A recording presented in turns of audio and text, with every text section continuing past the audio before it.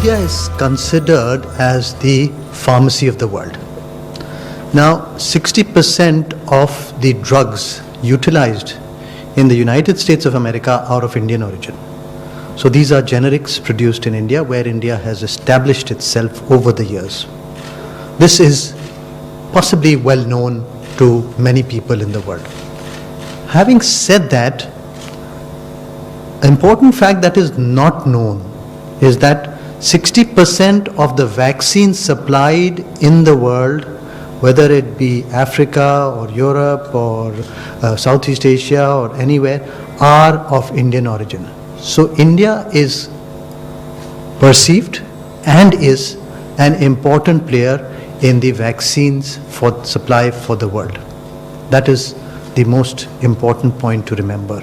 So any vaccine candidate that is produced or developed in any part of the world will ultimately have to be scaled up by India, number one, or by China, because these are the two major producers of vaccine in the world, and India is 60% of the vaccines in the world. So that is an important point to remember, and that every developed nation, everyone who's trying to develop a vaccine is aware of, and therefore they are in communication with India for the vaccine distribution ultimately, if it's developed, to the whole world and manufacture as well.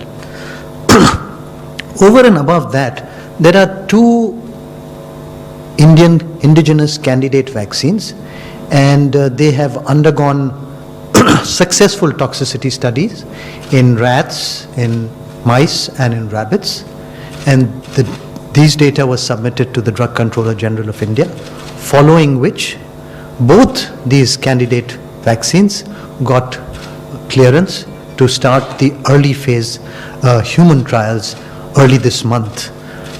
Having said that, now these candidate vaccines got DCGI approval and for early human trials early this month, that is in the 2nd of July and actually 29th of June. Now they have got their sites ready, and they are doing their clinical study on approximately 1,000 human volunteers each at different sites. Some have got 12 sites, some have got 6 sites, so that's it. They are trying to do the early clinical testing for these two candidate indigenous vaccines. Over and above that, there are preclinical experiments for these as well as other vaccines being done, experiments being done at NIV Pune, which are trying to work day and night to do these experiments, because it is a moral duty to develop them as fast as possible, because more than 500,000 people have succumbed to this disease across the world. So fast-tracking this vaccine becomes very important. Recently, Russia has fast-tracked a vaccine which has been successful in its early phases, and they have fast-tracked its development, and the whole world has applauded it and congratulated that Russia has developed that vaccine. China has fast-tracked its vaccine program and has also fast-tracked its studies with that vaccine in China. The US has, again, as we read today, has fast-tracked 2 of its vaccine candidates. The United Kingdom is also looking at how it can fast-track the Oxford vaccine candidate, how fast it can fast-track it for human use.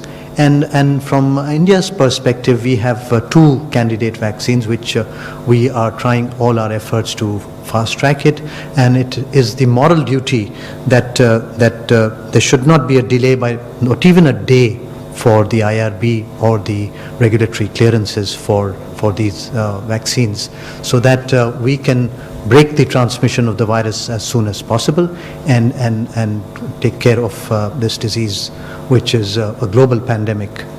So this is really, I want to emphasize that still 60% of the other vaccines, whether it be polio or other mumps, measles, rubella, they're all manufactured in India and are given to the international agencies to supply to the world. So I think this becomes an important aspect for India to fast track its vaccine development, fast track the international vaccine development, and facilitate as a world together, जिसे हिंदी में कहते हैं वसुधैव कुटुंबकम, it's a world citizenship, so we have to work together to develop these vaccines for everyone.